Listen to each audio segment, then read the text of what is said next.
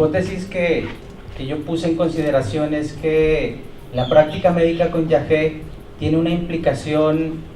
casi inescindible o inescindible entre lo médico y lo político y lo médico. En el sentido desde esta práctica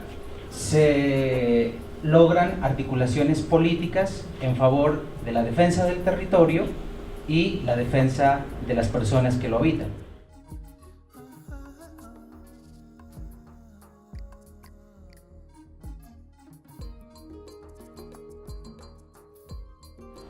Bueno, entonces la forma en la que abordamos esta investigación tiene que ver con esto que yo llamo de lo transdisciplinario e intercultural, que de forma muy resumida tiene que ver, en primer lugar, lo intercultural con un respeto íntimo a las culturas indígenas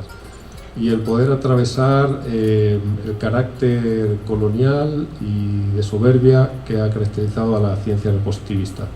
y que a la hora de acercarnos como científicos, académicos al conocimiento indígena ha sido atravesado de igual manera por, yo creo, los flujos de racismo, clasismo y desprecio y poca validación del conocimiento y las prácticas que ellos contienen. Entonces el paradigma, podemos decir, intercultural, viene a plantear un espacio de encuentro y diálogo fundamentalmente,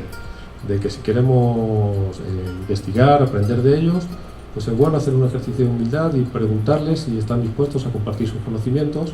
y que en la construcción de nuestra producción académico-científica les tengamos en cuenta. Entonces es el plantear una línea de investigación y de trabajo que fortalezca de alguna manera el conocimiento tradicional de los pueblos indígenas y que al mismo tiempo vea el valor que tiene para nuestras sociedades contemporáneas, porque viene justo a plantear resoluciones y plantear alternativas para el tratamiento de diferentes afecciones en el mundo, sobre todo clínico o de enfermedades, pero también en un mundo más amplio que podemos decir existencial o vital.